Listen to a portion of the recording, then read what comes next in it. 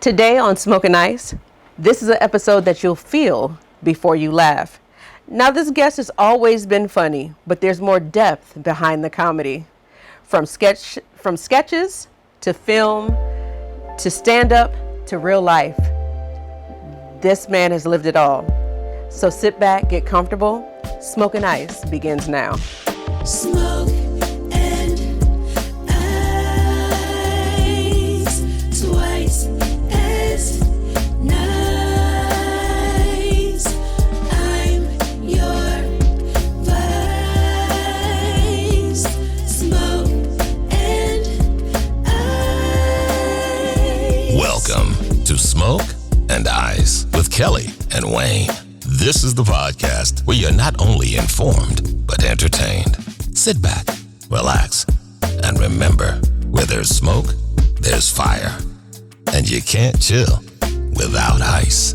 Now, here are your hosts, Kelly Allen and Wayne McCullers. Smoke and ice, twice as nice. Smoke and ice. As always on Smoking Ice, we begin with our bourbon and our cigar. And normally I have someone to bounce off the profile and the flavors and everything else. But as you can see, that chair is empty. He could not be here today, but that's okay. We're going to continue on and learn something new together. So my bourbon of choice for today, and I think we're going to pour first, guys, because I really want to try this and it'll help me, I think, get even more flavor out of the cigar. So we're going to start. So today is Angel's Envy. I've never had it before, so we'll be trying it together. And if you have, leave in the comments what you think about it and if you'll ever get it again, because I'm going to certainly let you know that. So let's try it. And we're going to stop right there. And as always, I'll leave the disclaimer. Here at Smoking Ice, we do not condone drinking and driving. So if you are drinking, make sure that you have a designated driver. Get an Uber, Lyft, or something, or just stay at home and enjoy your smoke and your bourbon. So guys, let's taste this. Cheers to you.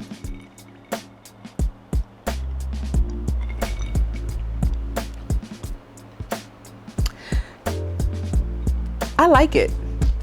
It's not strong. Now, it's not on the rock. I mean, it's on the rocks. It's not neat, but I do like it. It's not as strong. I didn't do the history behind this one. I just thought the bottle was cute, so I grabbed it. So I don't know whether this is a true Kentucky bourbon or North Carolina has been picking up a lot of making their own bourbon. So I promise you, if there's something else you need to know, I will let you know next week. I promise you, because I correct myself and I bring you new stuff every time I find something out about something else, because it's all about education and learning together. So that's what we're going to do. So since I do enjoy that, we're now going to try this. Now, last week we did the Black Knight from the Black Stogie Company. This one is actually their 5-year anniversary, which just passed August of 2025. So great company. They're actually local here in North Carolina. So I like to support people that are close by. And I'm going to say this one more time because I really hope that they come on the show. I think they can give us a lot of information and educate us a little bit more. Those who don't know and those who are aficionados, maybe you'll learn a new stick. So let's light up.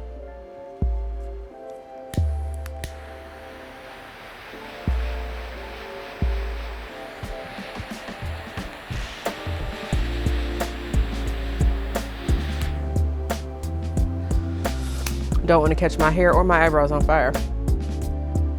So this one,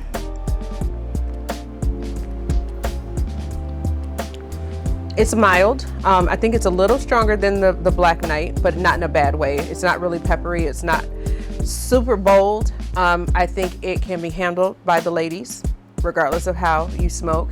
And it's really universal. I like it.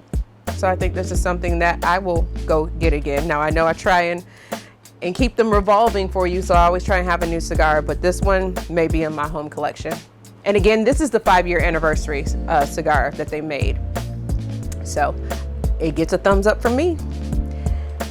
So guess what? Now that we've done this, we're going to take a quick break, but Smoking Ice continues next.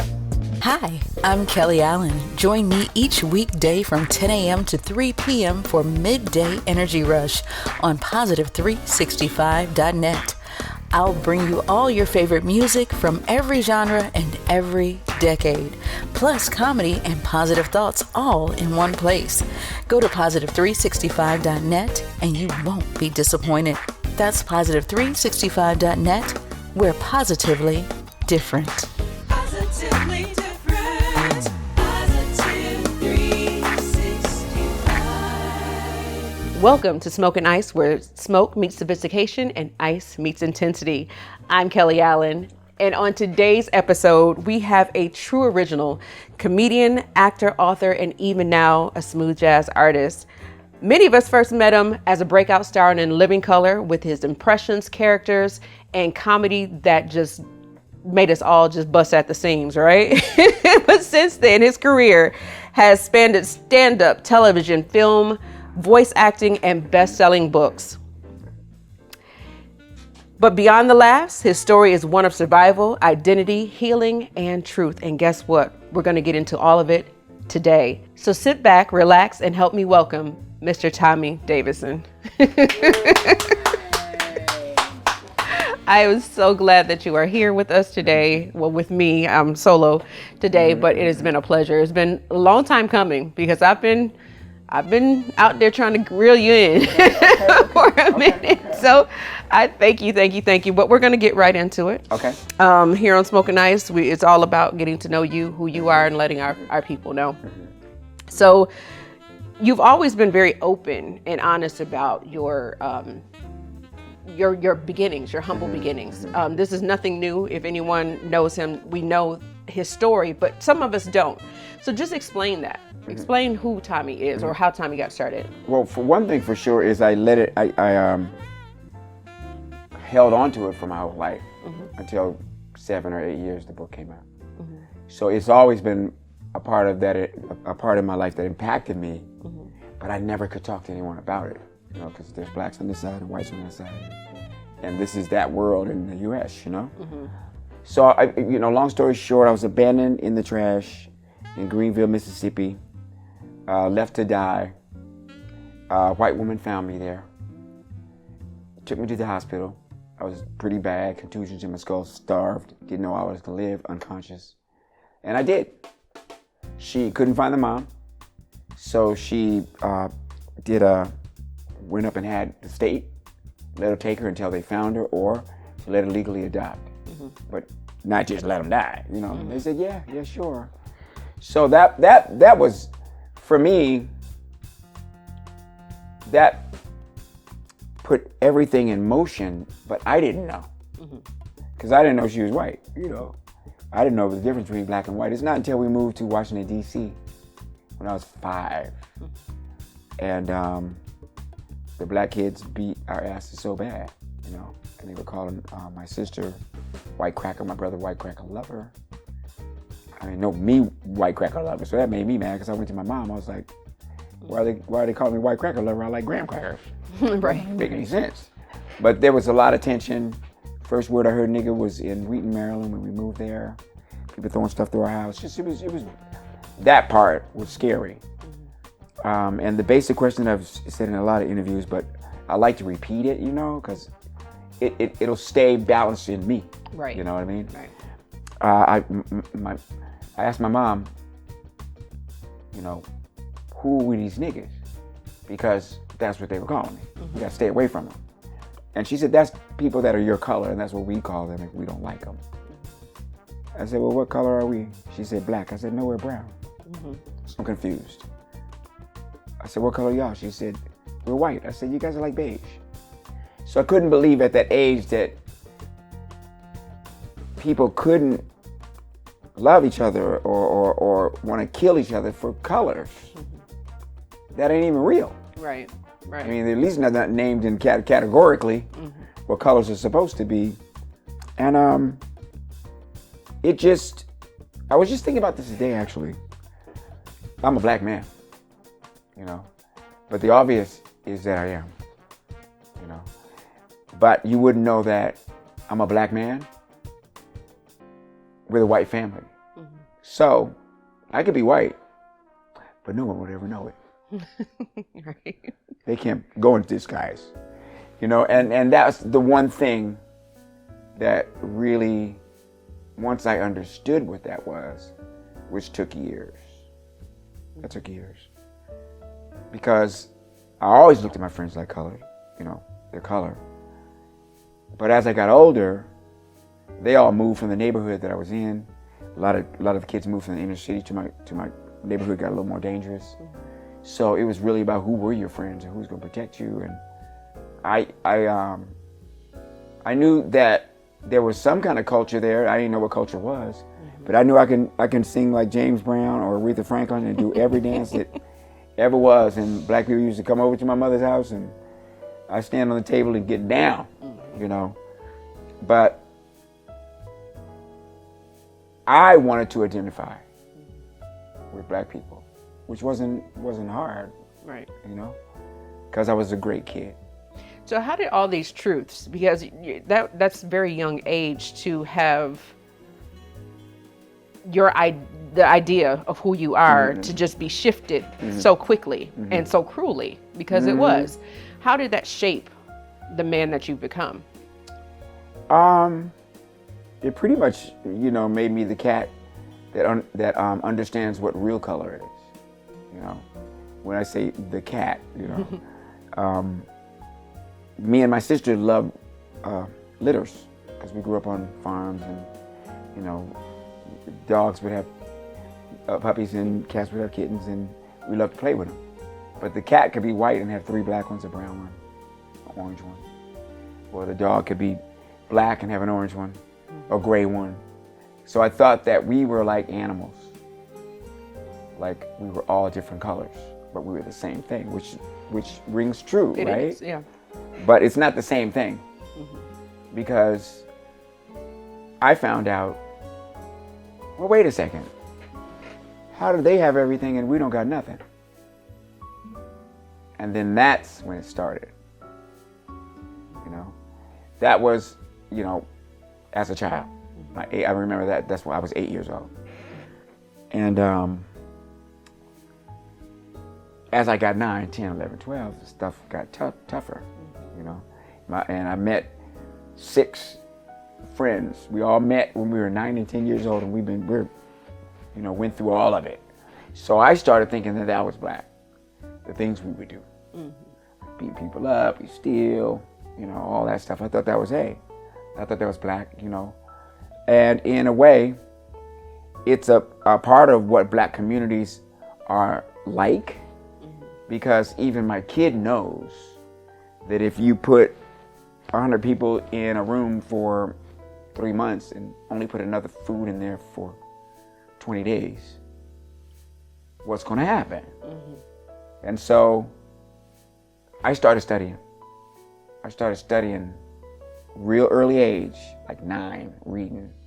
Like, okay, so what's the difference here? My family helped me too. My mother always handed me a book to read. She knew I could read really good. I read really good at a young age. Novels, man. Bury My Heart at Wounded Knee, Lena Horne biography, Walt Whitman, Leaves of Grass. I mean, just stuff that later on I was like, that's a movie?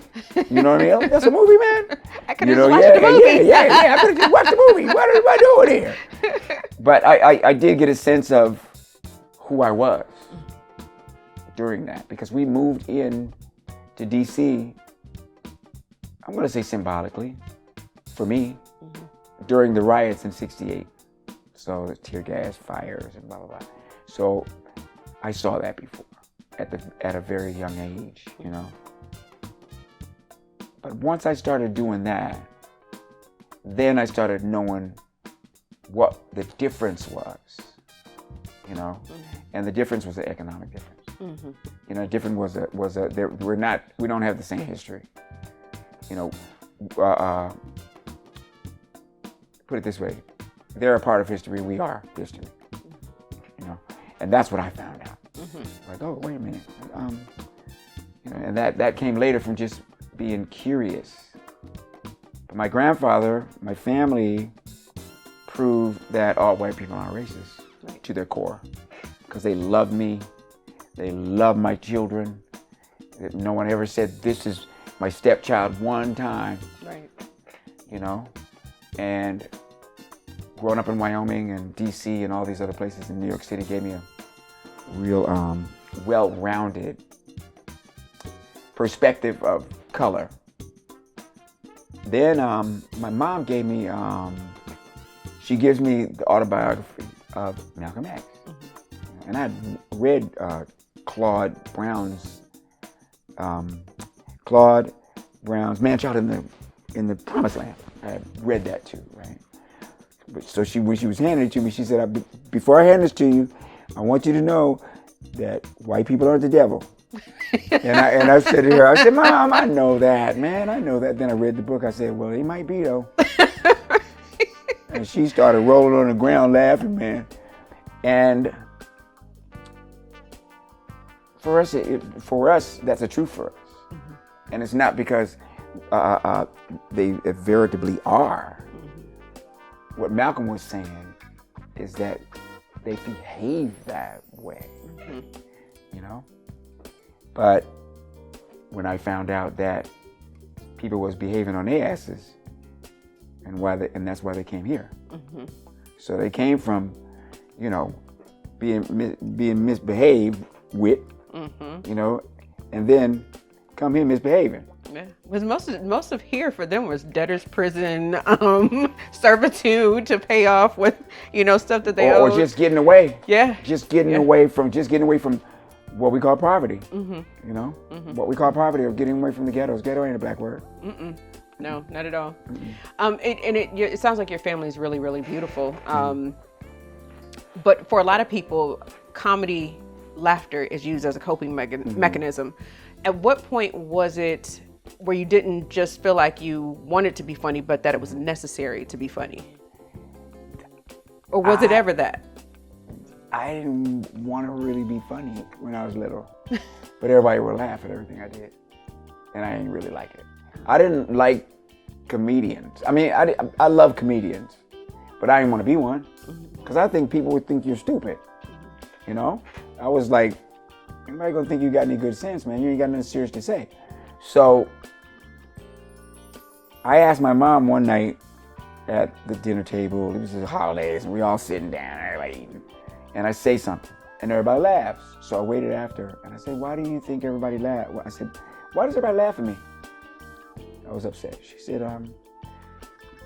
everybody's not laughing at you, Tommy. You have a way of putting things that make people happy so fast.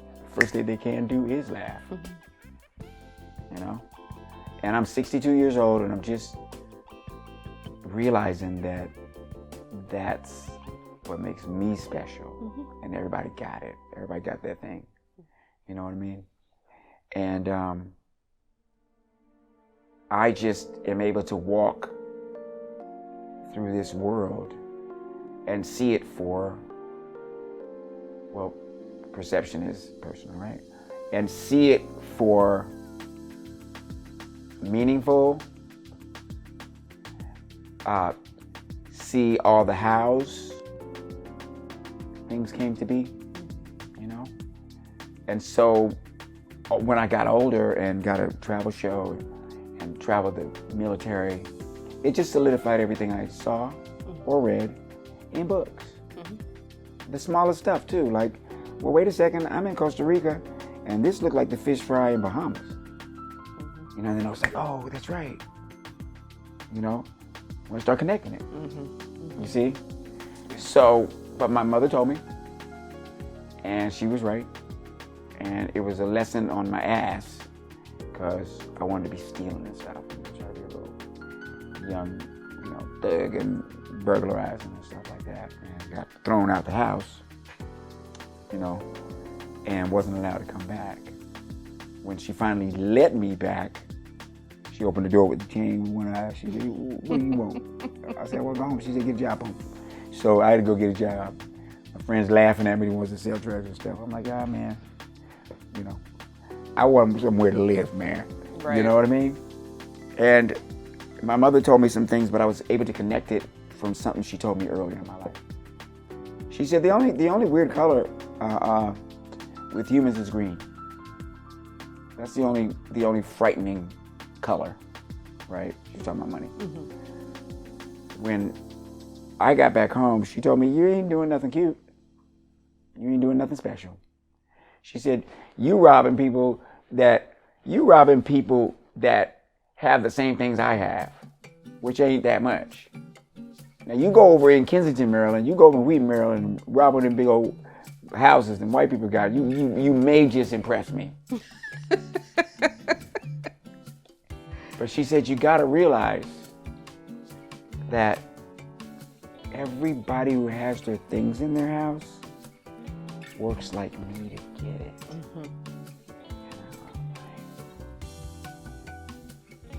I started thinking about Christmas and all kinds of stuff. She did, well, some of them salt shakers that was in her house, I seen them at restaurants as I was growing up. So, but anyway, you know, I'd be like, this restaurant, I had these on my table. But it was a big lesson for me because she was honest with me. She told me, she said, there's only 3 ways really to make money. She said, you can steal it. Your life is never going to be calm. You may get locked up. Even if you come out and go back, your life is kind of ruined. You know, you can get killed. You're always looking behind your back. You can never relax. Right? And you can never really have enough money for what you need because you'll always be putting it together with stuff you have to go and get. Right? And then she said the other way to have a lot of money is to inherit it. And she told me in my face. And black people haven't inherited it. So you're on that list. Right? She said, and then there's people like me. People who work for the money. And they're every single color. In every single place you go. And if you want to be one of them, then you're welcome here. Because you're to be doing it just like mom. And that's honestly one of the things that makes me not too impressed by what I do for a living. What I do for a living is entertain. I'm good at it. It comes with perks and all of that stuff, you know what I mean? And it's difficult. So the interesting thing about that fact was that when I heard that, and my mother was part of the Workers' World Party in my family about unions. They were about workers' rights. My mother worked at Housing and Urban Development as the head of the union, right? She turned our projects into co-ops, so we bought our own projects. I mean, everybody got to buy their own apartment. You ain't never seen clean, you ain't never seen no buildings that clean. Right. That work part, I don't feel separate. I don't feel in my heart that I'm separate from working people.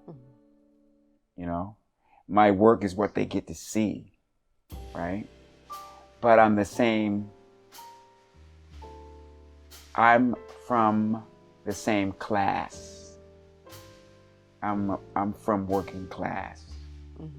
If we're going to talk about class, if I get more money, if I make, millions or whatever, it's because I worked To make that. happen, and I'm connected to the workers that are in it. Right. So I'm always with the cameraman, always with the writers, I'm always with the wire people, and the staffing because I worked at IHOP and all the places. I was so proud to be a worker, man. Once I got away, they ain't fools. Right. My buddies who grew up in our neighborhood are just the same as our African American boys are in the cities that they're in. The opportunities ain't there. Yeah, and since we're talking about work, let's transition over a little bit to when your work started. Your work that we all know you as working, not your work when you, just like you said, I have and everything else, but when your work started. So a lot of people think that it was just In Living Color, but it was not. CBS Summer Playhouse. Nobody saw that. I did. One person saw that. I think more than, but see, to be fair, they aired it on July 4th. Which made it worse. Which made it worse. And if you don't know what CBS Playhouse, a summer playhouse was, it was a time when people come out with pilots and try and get a show. Now, this is a year after Coming to America, so it's after the movie, and that was the episode, Coming to America. And so it's produced by Eddie Murphy. And it just showed from that point your impressions. This is CBS.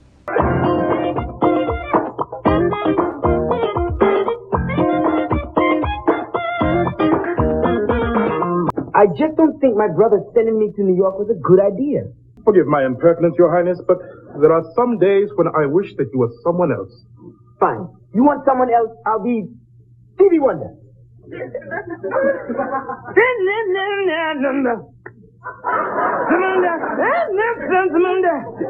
back to Zamunda.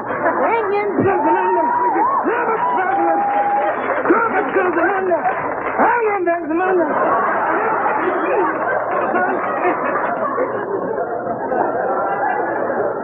I hit the floor because Coming to America was like one of my favorites. Now, anyone who looks at me and say, Kelly, really? I love music. I love entertainment. I love all works of art. So I see a lot of things that a lot of people don't. And I remember it. But yes, you were on In Living Color. And so you were able to extend that and bring out all those other characters and things like that. And I mean, let's be real. In Living Color, it changed culture. It exposed our culture, you know, in a good way, and then it also changed careers. So how did that feel for you? What was that moment like? That was you know, it's a long road to it. That got canceled. So this whole Eddie Murphy, the second Eddie Murphy thing, I was gonna be the second Eddie Murphy or whatever went away. So I had to go back out and audition, and you know, a different world goes by me. What else goes by me? Murphy Brown goes by me. A Disney deal goes by me, and I end up at the Comedy Store because I worked on comedy. That's what I knew was the vertebrae of my career. So I got put in the main room, finally, and it was me, Eddie Murphy, and Richard Pryor. And Eddie went first, I went second, Richard went third. And then the second night, Richard went first, I went second, and Pryor went third. And I got a standing ovation and turned it out. And Richard Pryor walked up to me, and me and my boy was in a little closet. You know, they back there having chicken on rotisserie and bitches on rotisserie. And he comes in, he looks at me like I'm some kind of wild exotic animal. He looked at me, he went, "You was a funny motherfucker," and then walked away. I was like, It sounds like him too. I was like, you know, and I called my mom because she was like, "Don't leave." And I was about to leave Hollywood, man, because it was just getting to be too much. I'd given up 2 little cars, a B210 and my little 78 Celica, you know. I thought I was something, you know. I had my little rental house, you know, and gave that up to be on the bus, you know, and working at a deli and all this stuff. But hey, you know, I was working at Ramada, so hey.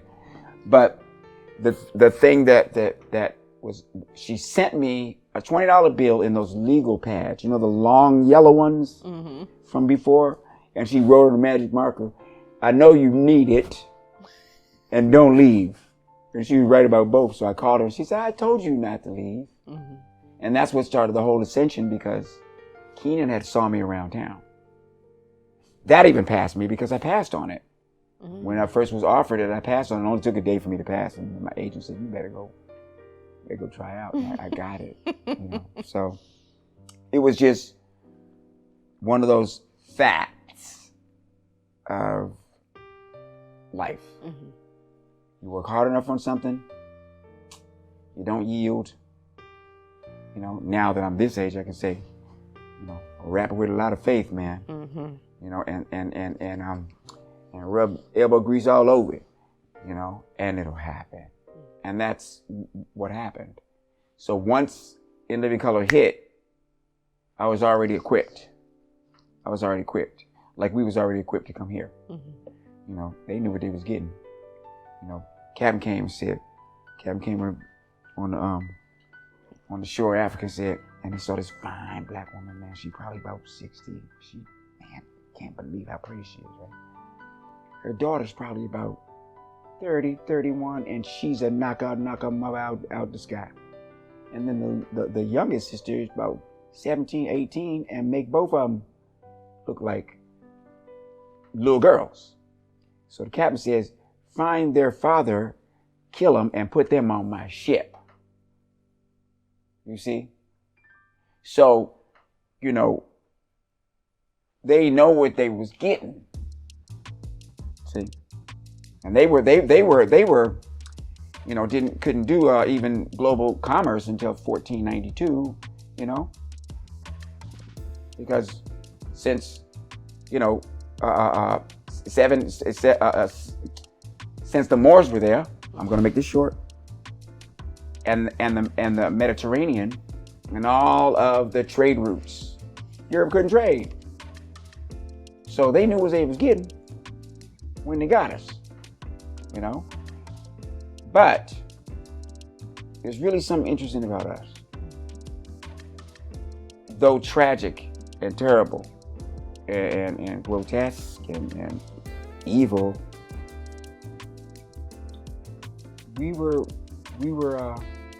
fit for the journey of 400 years, because what was inside of us. That fight, yeah, that fight and the drive. It's inside of us. You know, there's an Asian soul, there's the European soul, and then there's the African soul. You know, none is better than the other. But I ain't seen one of them yet that got a foot in the ass like us. You know, and continue. And we still like, what's the one with ain't nobody dope as me. I'm just so better. You know what I'm saying? Or like Sam Cooke. You know what I mean? Yeah, like Sam. Come on, we got all we need. We got all we need. Sam is soul. Sam is R&B. You know, got out the church. 18 years old. He was with the Soul Stewards. And they were the sexy ones. You know what I mean? We couldn't go and party unless you wanted to go to the juke joint. Right. It was either church, juke joint. Right. He the one that brought it out now. Well, listen. So you find your niche in sketch comedy. You know, your voice, your creative freedom there, and then you head into film and TV. And boy, I mean, there's some of my favorite movies that you're in. Come on. Strictly Business. Yeah, Bobby. that's my favorite. That's your favorite? Yeah. I love Bobby. No, I'm about to tell you, I'm gonna skip some, and I'm gonna come back. Okay. Black Dynamite, cream corn. Now, first of all, the producer over there teases me, because even if I come in here and we're working, I put on Black Dynamite because it's on too. And I see watching it. Yeah. He's like, "Are you watching that again?" I'm running things. Green corn. I can't say the rest on here. I ain't gonna say the rest on here. Right. I love that one. But you had your Weird Warning in NCB4. Yes. Ace Ventura. Yes. Woo. Loved you in Woo. I don't know why. I loved you. Your the character. Movie. It was the movie. Was so different, and he was so straight. Right. But then again, not. You know? Right. And it was so opposite of you normally seeing Jada being the more straight, and so you all switched, and I think that's why I like it so much. And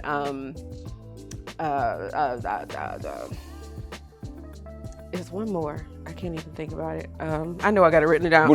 Yep. See. Yep. Opposite of your boy. Jamie Foxx. Yeah. Opposite of Jamie.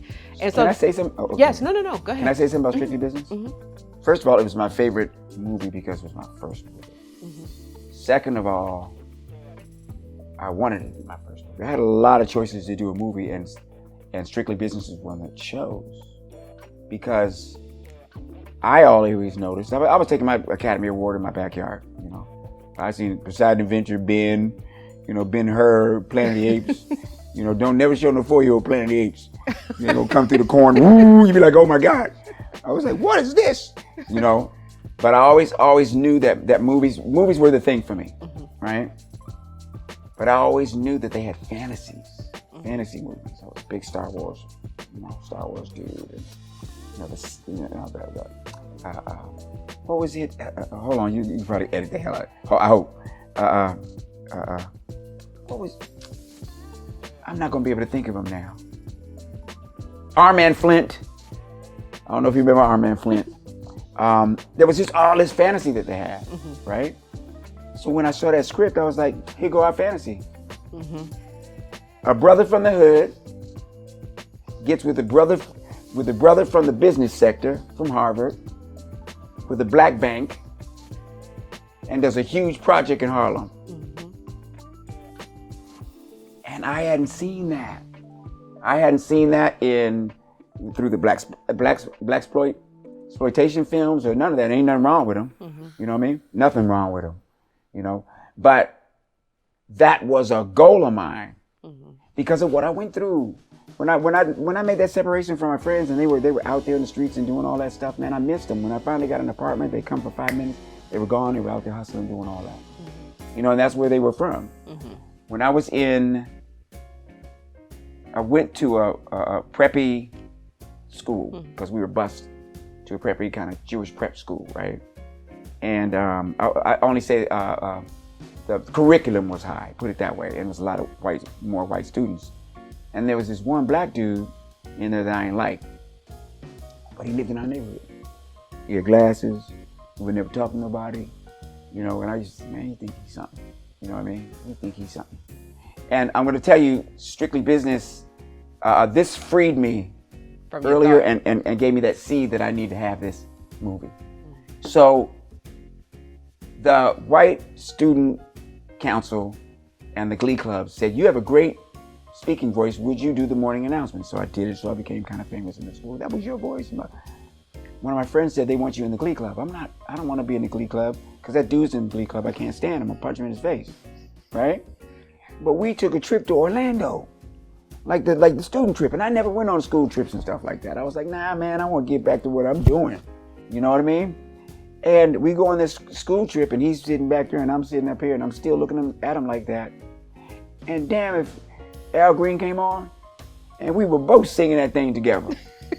We were both singing that thing together. There's so many pillars that have been put between us. He punched you in your face too. Franz Fanon will punch you in your face. Reverend Jesse Jackson punching you in your face. You had to fight all of them. College don't make you no punk. You see what I'm saying? So that's why Strictly Business is really important to me. And then everybody who was in that became huge stars. Samuel Jackson, Halle Berry, who else? Isaiah Washington, Jodeci, Mary J. Blige. Puffy was my assistant on that. He became one of the richest. I ain't gonna tell you that, right? Yeah, that was my man, though. No, yeah. I wasn't there with all that. Yeah. You know what I mean? Yeah. Who Without Sin, right? Right. Go ahead exactly. And throw it. Exactly. Yeah, I just said that last episode. Yeah, go ahead and throw it. You can throw it if you want. It's gonna come you back throw it at if you. Want. They might start talking about you. Right. Okay, yeah. The only thing I didn't like about Strictly Business was that they never mentioned it when I saw them get the award. And I was like, man, damn. I'm not mad because I'm mad because I wish they would have saw how important that was to me and how important that was out there, because you don't know how many slews of CEOs or, you know, bank representatives and just unbelievable business people came to me and said, you know what, that movie made me want to do that. You know what I mean? So although I'm mad because I wish I could have got the credit for it or whatever, you know, but I had to quell that and say, you know what? But you're still a part of it. You still made it. Yeah. You made it what it was. Everything that you did in it. So you were a part of that. Yeah. So even though it wasn't mentioned, just the being the idea of it, right? It's the idea. I'm a big fan of ideas. I like the dude who said, hey man, you know, he came out from the field and he had these dry grass and had seeds in it. He said, man, if you take these seeds, give me that rock, you know, instead of turning into powder, give me that water, give me that rock, I heat it up and put it on there and I taste it. You know, those my people right there. I'm from the creative thing. Right. You know, the Japanese dude from Nissan, he invented the 260Z, right? Revolutionized the auto industry for Asia, right? He's in his backyard. His chick is in the kitchen. They both about 80. She's making him food. He's cutting his little bonsai tree. The guy is interviewing him, and then he says, well, so how do you feel about this? You invented the thing that made Nissan billions, and all they gave you was a Rolex. He turned and didn't even hesitate. He said, I don't care, I had the idea. See, so although, you know, life can be just an emotional roller coaster just cause, you know what I mean?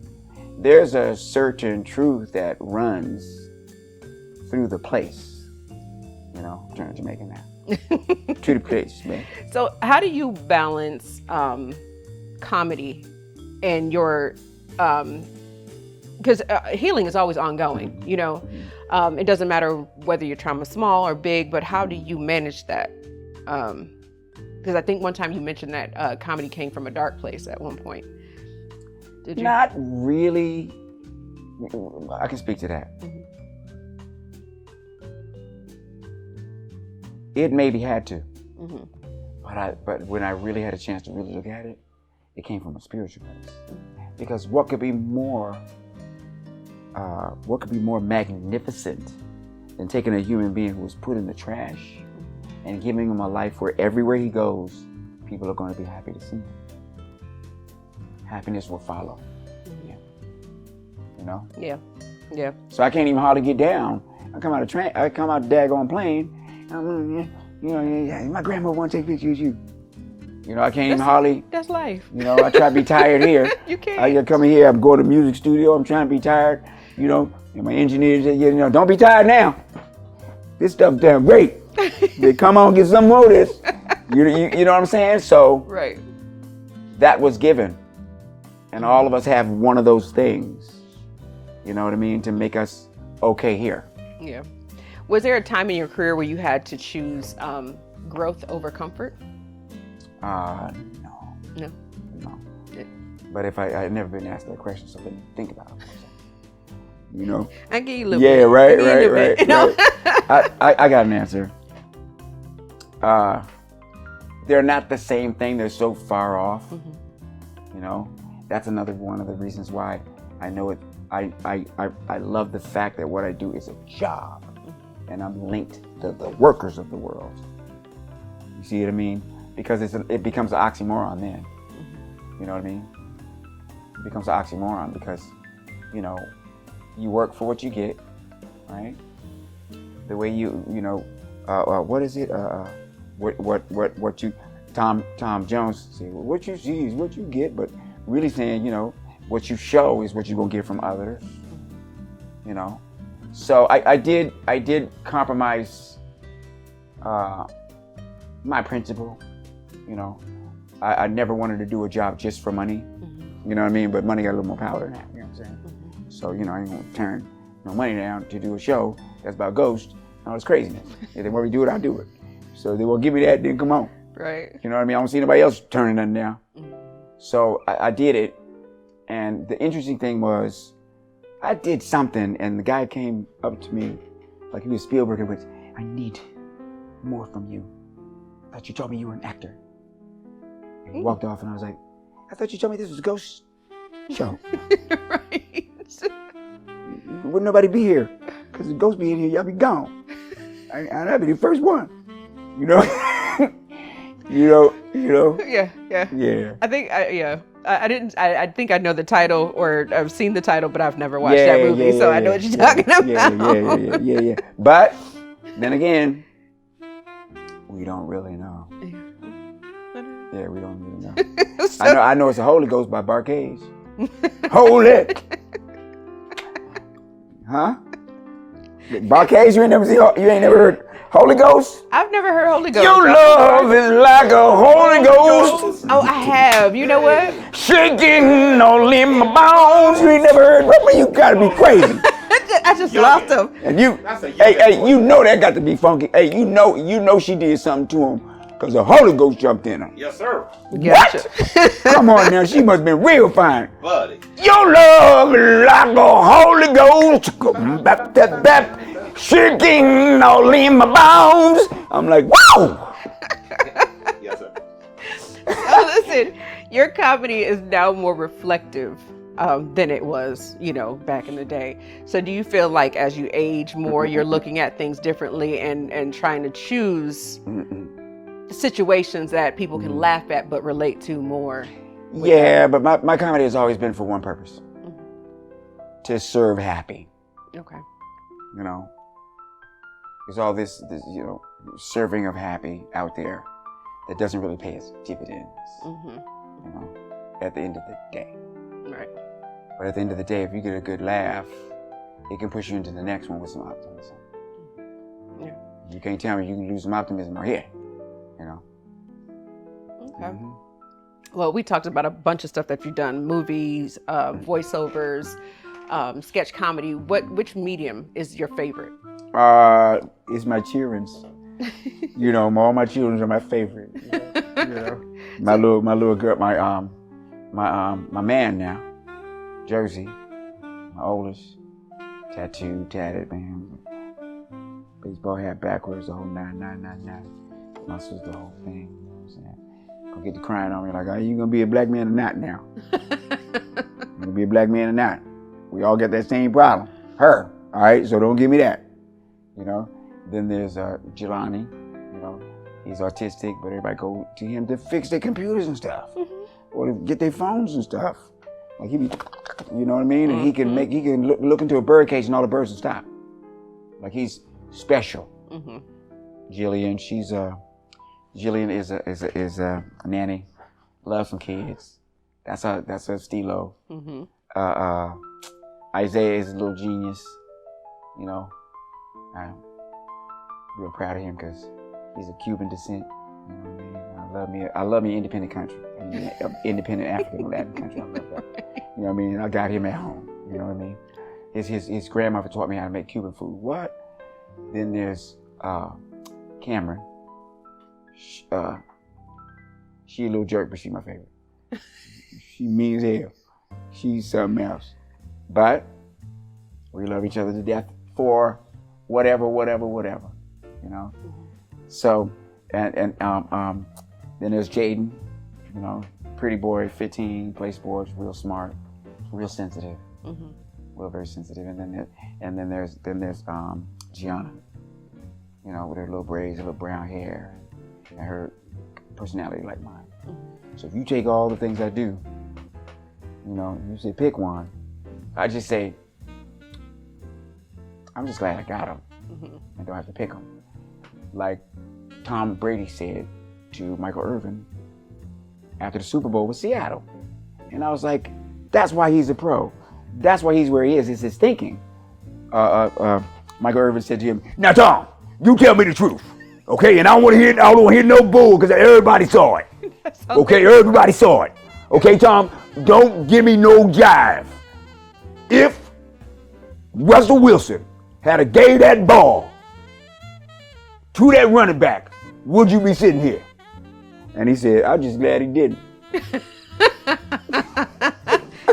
As honest as he could. You get no better than that. Right. You know what I mean? Right. You get no better than that. Oh my goodness. You just say, yeah. So I could keep you forever, but I know your time is very, very precious to you, and I appreciate every moment of it. It's Mount Airy, North Carolina. Didn't I tell you to go to that? That is, man. Didn't nobody tell y'all to go that far? I know, that's a journey. No, but go ahead. But listen, so if a young comedian walked up to you, because I think that everything that you are, everything that you do, you have a gift that you can give to someone, what would you tell that person? I tell them all the time. And I'll tell you what they say after I say it. I say, hey man, you got something, but you gotta be on stage 7 nights a week. You gotta I know you got a job or whatever, you're taking care of your kids or whatever. You gotta find a way to go to each club every night and get you a list of clubs where you can go up every night You know, it ain't until you know what the brakes even are on your bike till you bust your ass. And you're like, oh, these work like that. You know? And they go, okay. Now besides that, so ain't nothing I could do with them. Your music, smooth jazz. We've always known that you had a voice. We always know that you had a voice. But what are your upcoming projects looking like? They're looking real good. The music sounds good. You know, that's the key. The music sounds good. Music was first in my life. Music was first. I was a protege as a kid, as a singer. I won every contest you could ever imagine. All over the D.C., Maryland area. Everybody knew about me. A guy named Wayne Jackson asked my mother, can he take me up to the school, because he talked the school into letting me in a room where they had a piano for the summer, and he can mess around with me singing. Similar to this dude, right? And she said, yeah, because grown men used to come and ask me to go to their bands at nighttime and stuff like that. So she was cool with that. And he's the one that taught me how to do that. Right. You know, but it was way more than that. He gave himself to me, man. He gave himself. He gave a part of him. He gave me a part of him that saw something in me that wouldn't have been, it wouldn't have been crafted. It wouldn't have been modified that early, you know? And then my brother, I didn't know my brother was giving me albums to keep me from going outside. But I had albums and albums and albums. So you can't, you know, Fleetwood Mac, Kansas, to Parliament Funkadelic, to Carole King, to every Sergio Mendes album, Patti LaBelle, Patty Austin, Blackbirds, Donna Bird, Wayne Henderson, Roy Ayers, George Duke. There's so much. Just all of it. All of it. Mother's Finest, Bootsy. I mean, everything. Stacks and stacks of them. You know, and when he passed away, before he passed away, he gave me his collection. You know? And I just realized that. I spent a lot of time in the house, in my living room, listening to those records. By the time I got to Hollywood, when I was 22, 24 or something, I knew everybody's stuff. Quincy loved me, because Quincy loved me and come to me. Hey man, do the intro off of Land of Ladies. And I take right into it. You know, do you like to be in the land of ladies? Boom! I would like to be in the land of ladies. Fuck the girls everywhere. I knew every riff he wanted me to know. I knew. George Clinton was like that. He said, "Hey Tommy, do the bass line for Funkadelic. Yo, this is the move control." I mean, I can go hard. Rick James was my man. Rick James used to be like, "Man, hey man, do the bass line for Call Me Up."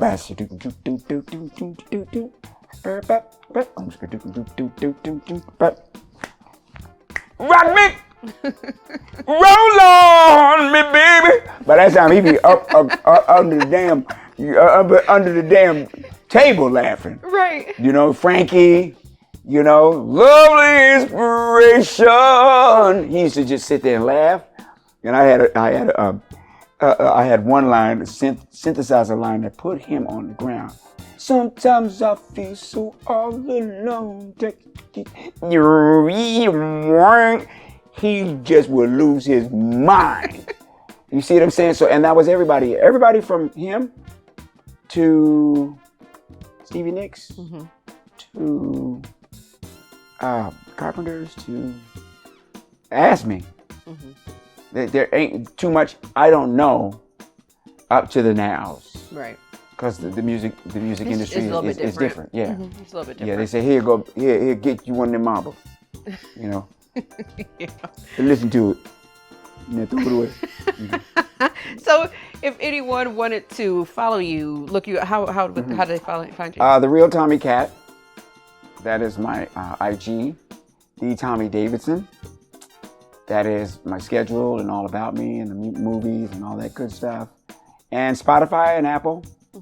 And wherever else they want to steal my music and put it. So just go out there and look it check up. it out. I ain't say they steal it, they pay me. But there's a lot of them out there. That just Oh, come on. got man. it on there. Oh, come on, man. I hope there's nothing that we missed, because I certainly will have to have you back. And see, now I can, press you a little bit harder since you already been here, right? Because we didn't finish. Yeah, but can I say something about North Carolina? What's that? It's something in the water. What you mean? It's something holy in the water, boy. Because everybody I meet from here has this spiritual core. And yet all the cities ain't the same. No, absolutely not. They're not the same, but that makes them, but all the people are the same in that way. And it's good to see. It's not like that's not in Harlem or DC or none of that, but I just noticed the reaching for it and the correlating that with their achievements, or correlating that with how they do family, and bearing that in mind. Sunday is still real strong, here. And a lot of the smooth jazz, the new smooth jazz artists are from here. All of the baddest ones. So it sounds like, in all that you just said, that you will be back, and soon, right? I think that's what he said. That's what I took, right? That's all right. I know where you live now. I'm trying to do smoking ice. I'm trying to smoke and chew ice at the same time. Oh, okay. Ain't no smoke over there. That means the ice ain't that cold. You can I enjoy laughing with you today. I love all of your stories. I love everything that you've shared with us. Vulnerable and not. It's amazing. And for all of you that are watching, if you just learned a little bit something new, then you are definitely in the right place. And I'm glad that you're here. Make sure to like, subscribe, and share, because if you do not, we can't be here. And I love being here with you. So until next time, I'm Kelly Allen. I'm Tommy Davidson. Let's spark something real. Yay! Good job, everybody. Smoke and ice, twice as nice. I'm your vice. Smoke and ice. We hope you've enjoyed Smoke and Ice with Kelly and Wayne. Make sure you share, like, and subscribe.